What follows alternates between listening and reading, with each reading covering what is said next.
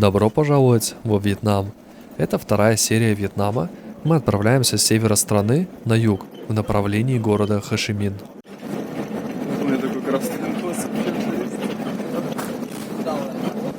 В общем, мой вчерашний план по поводу остаться где-нибудь у берега не сработал, потому что приехали слишком поздно, найти место для палатки почти невозможно, потому что все из бетона.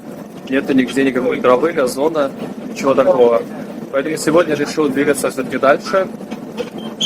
Есть один такой момент, что в автостопе действительно очень сложно, и поэтому было решено поехать на автобусе.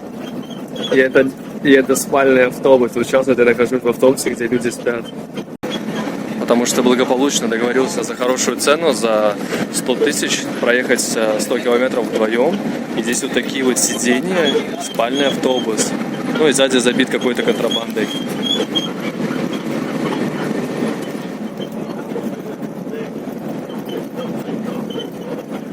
Не обращайте внимания на мой красный нос, я не выпил, я просто сгорел, потому что вчера был на пляже, и мне хватило одного часа, чтобы просто обгореть почти полностью.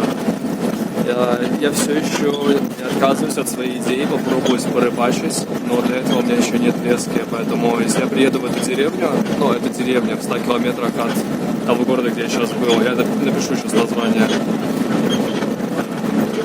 И все еще не теряю надежды купить леску и попробовать порыбачить, потому что просто ради спортивного интереса. Я не любитель рыбалок, но в таких условиях почему бы и нет. Еще один забавный момент. Я когда торговался с ребятами и говорю, у нас нет денег, мы без денег путешествуем. Чтобы сторговать, это дешевле. А он только показывает на часы и говорит такой, чувак, у тебя часы дорогие. Я говорю, нет, это дешевые часы. Нет, это дорогие часы, у вас по-любому деньги есть. Ну и в итоге, мы предлагали 50 тысяч на двоих, но договорились на 100. И это будет мне уроком, что в следующий раз, если хочешь торговаться, лучше немножко продумать, наверное, свою историю.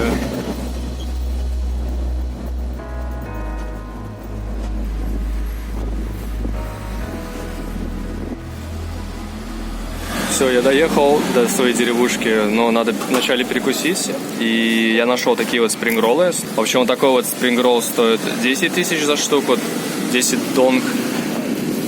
И жареный спрингролл стоит 1000 донг за штуку. Но, честно, они очень промасленные, так что их не особо советую, но вот эта штука очень вкусная. Ее окунаешь в соус. Я не знаю, из чего соус сделан, но немножко напоминает. Он немножко остренький и отдает каким-то то ли лаймом, то ли апельсином, чем-то вот таким из цитрусовых. Самое пикантное – это мята. Она действительно придает шикарный вкус.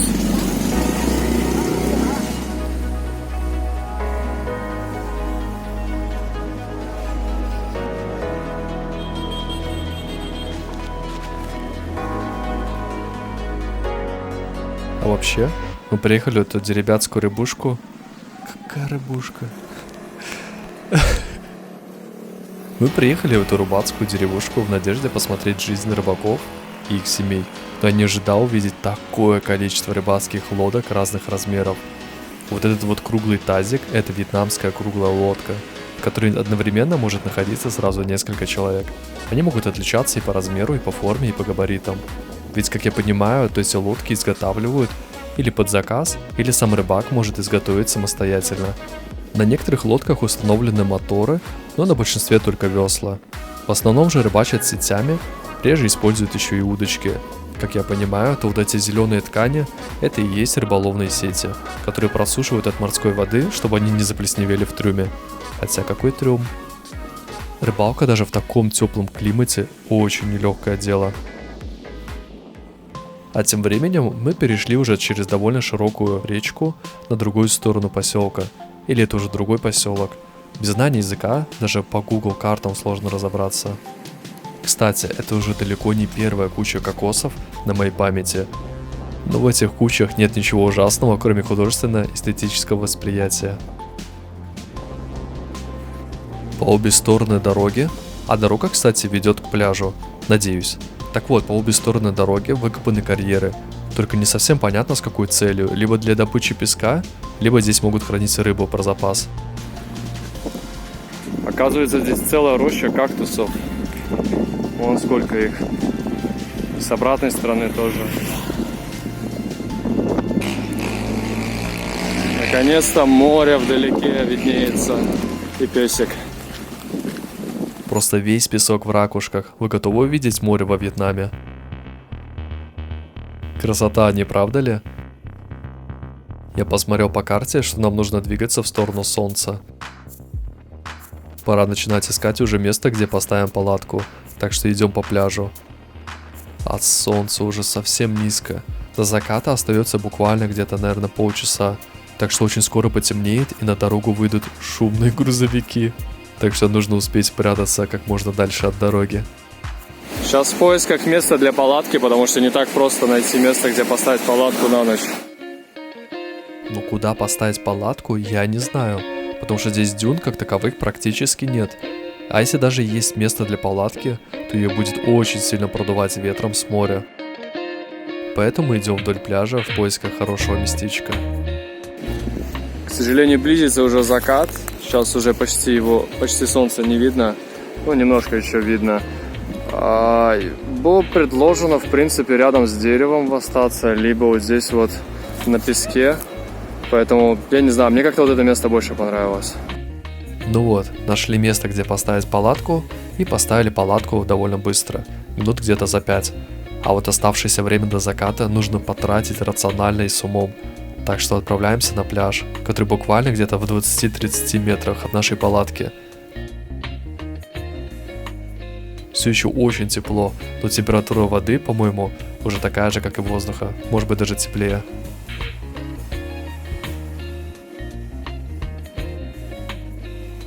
Очень быстро потемнело после заката. И если присмотреться, то где-то на горизонте видны огоньки рыбацких лодок, которые своим ходом отправлялись в море сразу же после заката. Нашли довольно классное место для палатки. Здесь за дюнами спрятались. Ночью было немножко прохладно, но уже под самое утро, так что не так страшно. И пришла идея, что можно вещи с собой не взять, а просто закопать. Потому что ходить с вещами как-то тяжеловато уже, наскучило. Поэтому выкопали вот такой гроб для сумки. И сейчас ее закинем сюда. То есть вот так вот. Я еще не знаю, какой стороной. И просто закопаю это все. Пока один я закапываю яму, второй я расскажу, как нам утром пришли 5 мужиков, у одного из которых был топор в руках. И они спрашивают, откуда вы? Я им говорю, мы из Европы. Они молча посмотрели друг на друга и просто ушли. Я не знаю, что это было.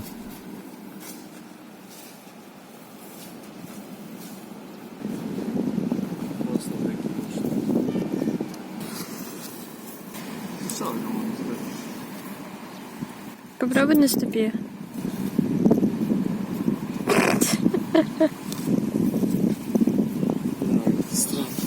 Из твердой поверхности вообще не твердо. И в общем никто никогда не скажет, здесь что-то закопано. Ну, я так надеюсь. Мы отправляемся в поселок-деревню по тому же самому пути, по которому мы пришли сюда.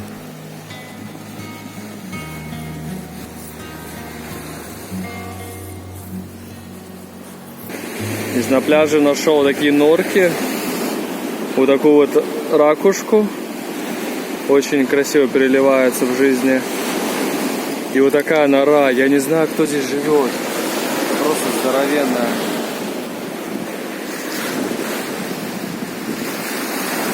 Но очень грязно. Здесь ужасно грязно везде. Столько мусора вымывается.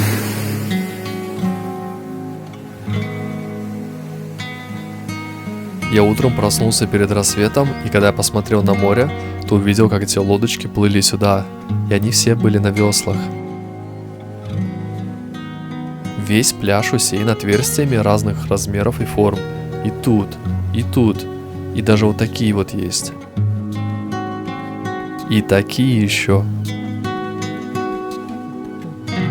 Ну вот, мы почти дошли уже до деревни. Я так сильно бы не зацикливался по поводу закопок наших вещей, потому что где-то в 7 или 8 утра прошелся мужик, который собирал какие-то фрукты. Поэтому я решил, что будет целесообразно просто закопать вещи и не ходить с ними.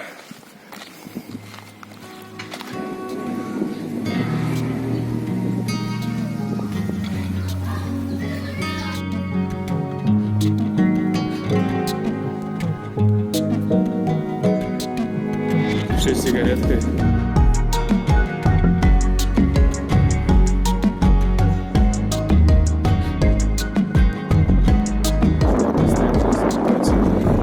Если не видно, то это сушится рыба.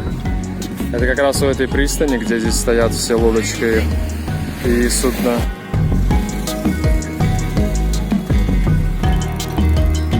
А это, скорее всего, жены моряков, которые разделывают утренний улов.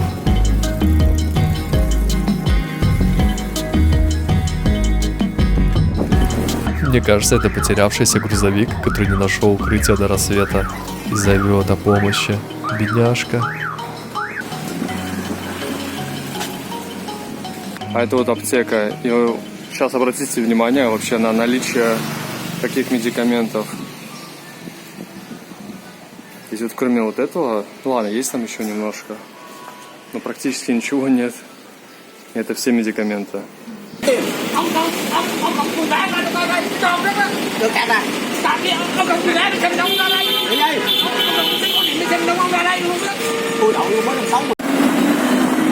И вот уезжает наш автобус, водитель которого дрался за нас. Мы ему предложили 140 тысяч донгов. Он согласился, но когда мы заплатили 140 тысяч, он сказал, цена 200. Вот такая вот странная, неповторимая страна. А еще утром я хотел купить бананов. Я спросил, сколько стоят бананы. Мне сказали $3. Я спросил, а сколько стоит 1 килограмм? У меня вырвали бананы из рук и сказали, не хочешь, не бери. А после этого со мной вообще не разговаривали. Даже в банке только что хотели обмануть. Я даю им $100. И почему-то они считают курс как $20, потому что я даю $100, хочу $80 обратно именно долларами, и $20 хочу обменять. Потому что обмен валют зависит прям напрямую от номинала. Вот номинал $1.05 это 22 тысячи, 10-20 это 22 400 также, и $100 это уже 23 тысячи. И зависит от того, это кэш или трансфер.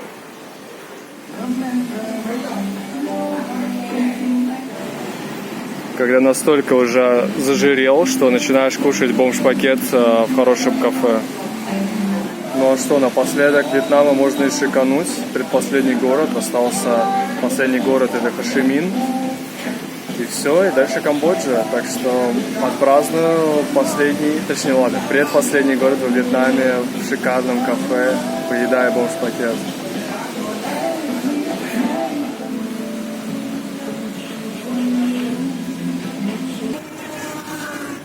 А теперь наш автобус поехал по встречке.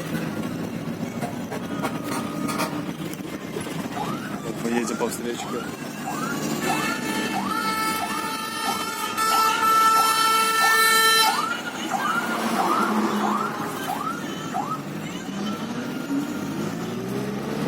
Заехали мы по встречке. Мы вот ехали по шоссе для того, чтобы завернуть здание, которое получается на противоположной полосе, и обратно выезжаем по встречке. Круто. Смотри. Да. А почему?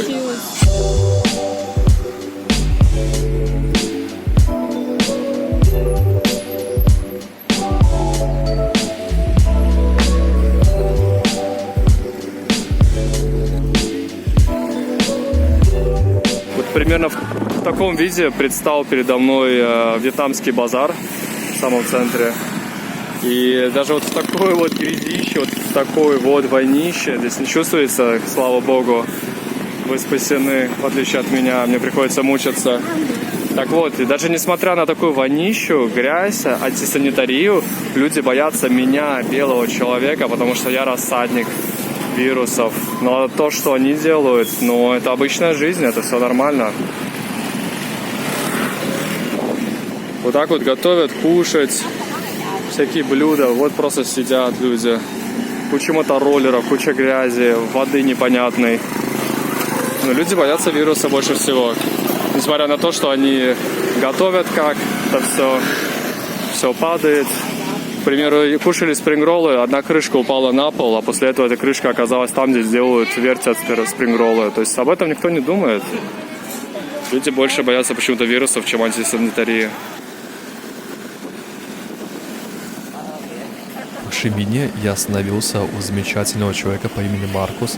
Это реально заботливый и дружелюбный вьетнамец, который предложил экскурсию на мотороллере по ночному Хошимину. Даже появилось впечатление, что наша встреча не случайна, а с целью показать обратную сторону Вьетнама, мимо которой мы проскакали на бесконечном количестве межгородских автобусов. Do you have motor license? Yeah, I have a...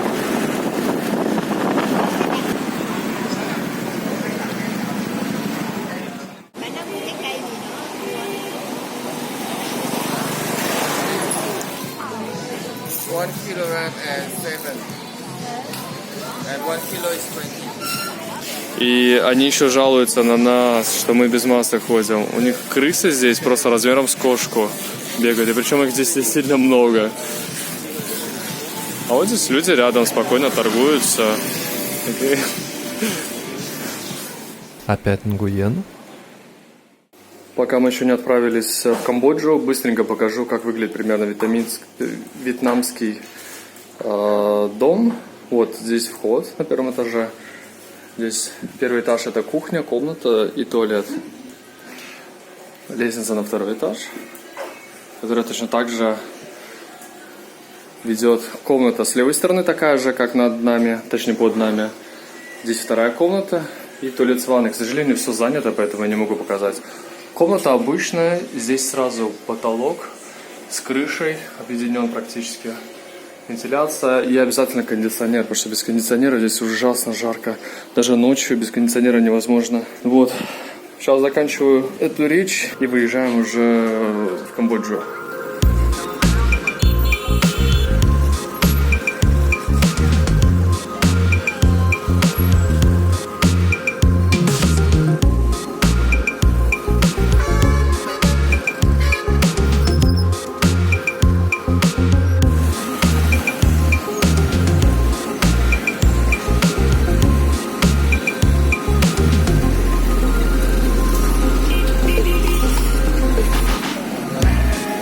А сейчас я вам покажу, как нужно переходить оживленные улицы Хошимина. Да и не только. Вначале делаем глубокий вдох и просто идем вперед.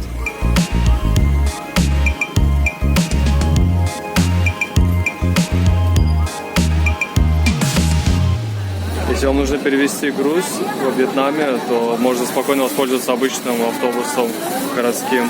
Вот, к примеру, одну посылку спрятали там. Здесь просто лежат куча посылок, какие-то тазики, здесь рулоны с металлом, это листовой металл. Просто вот так все валяется. Даже у этого листового металла есть свой билетик.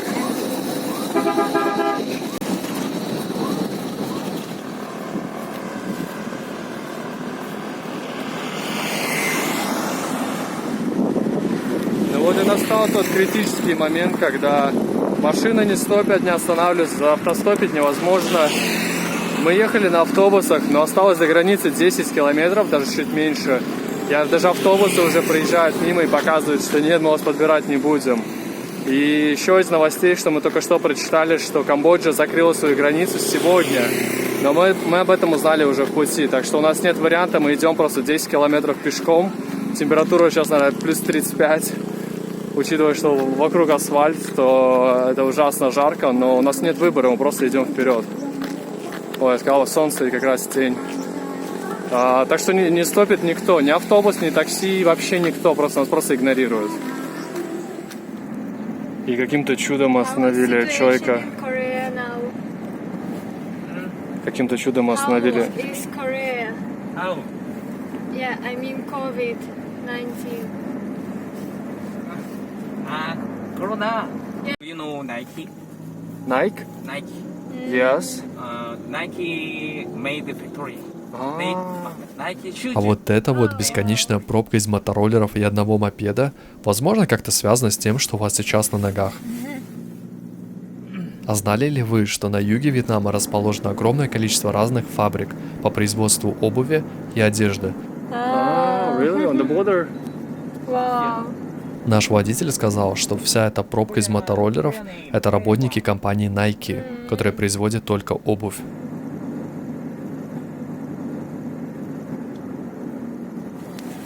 И пробка здесь не заканчивается, она продолжается еще на какой километр, а то и больше. Спереди уже многокилометровая пробка образовалась. Скорее всего, из-за того, что граница закрыта. Ух, я это узнаю, наверное, где-то через полчаса только. Потому что здесь до границы еще идти пешком. А то, что до этого была огроменная очередь из мотоциклов, мотороллеров. Это компания Nike. И, как нам кореец сказал, у него самого пластиковая компания. Здесь он производит пластик. Ну, правильно, не у себя же на родине. Во Вьетнаме лучше. Ну вот, ладно, это другой вопрос. Вот эта огроменная очередь, это все работники компании Nike, спортивная компания, которая производит обувь. И вот здесь находится их завод, и они производят огромное количество, почти вся обувь, сделанная Nike во Вьетнаме, делается здесь, как я понимаю.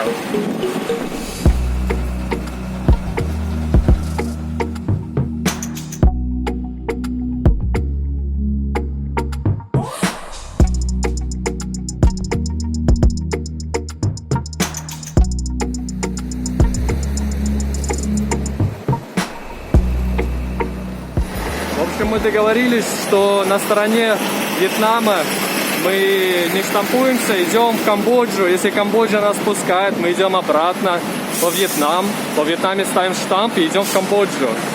Только на таких условиях согласны мы. Но, в принципе, они пошли нам навстречу. Так что мы сейчас идем в Камбоджу. Без происшествия не получилось. Итак, это, короче, просто ужасно. Начну, наверное, с границы Вьетнама. Началось все с того, что мы прошли, короче, до Камбоджи, вернулись обратно, и тут нам говорят, типа, $10. Мы такие, в смысле, за что? Говорят, $10.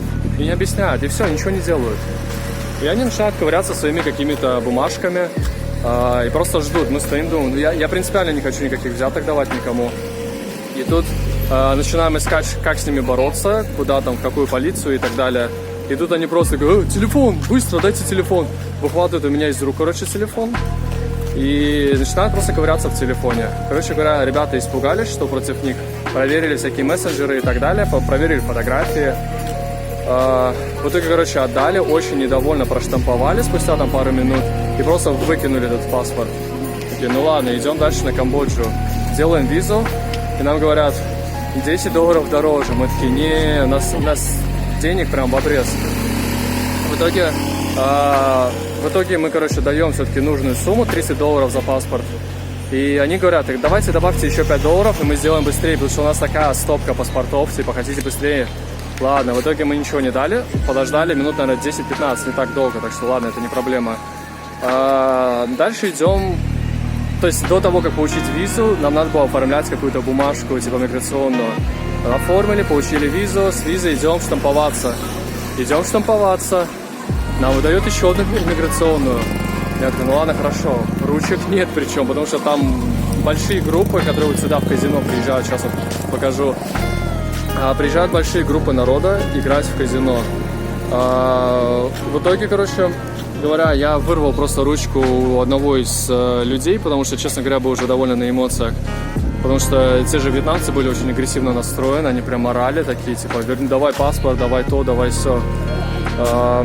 Ну вот, короче говоря, на камбоджийской уже они потребовали еще таким тоном, прям, реально, чувак такой, типа, адрес. Я говорю, у меня нет адреса, я 2 дня всего лишь в Камбоджу проведу, я сразу поеду в Таиланд. Я говорю, адрес, быстро иди пиши. И такой показывает, орет и показывает туда пальцем, типа, где стол, чтобы там писал. Короче, реально, это самые 2 худшие границы просто. Я, конечно, не знаю, может быть, есть хуже границы, но просто в открытую пытаются взять взятку, но очень сильно боятся, когда их начинают прижимать, выхватывают и так далее. Ну, то есть было видно, что они действительно испугались. Но, тем не менее, начали нас даже прессовать. Хотя, на самом деле, ну, у них все полномочия, мы ничего сделать даже не можем.